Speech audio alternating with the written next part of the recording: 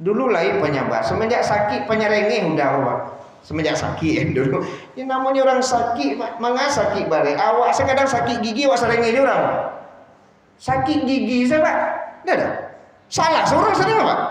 Apalagi sakit di usia lanjut yang memang bahasanya sudah komplikasi. Dibuat nasi terlalu lambiak berang yaudah. Apa dimakan lambiak nasi. Ada berang ya? Dibuat nasi agak kare segetek. Nah, kare mana lo aja. Laka bisa orang makan enggak? Itu modelan ke 7 diundang.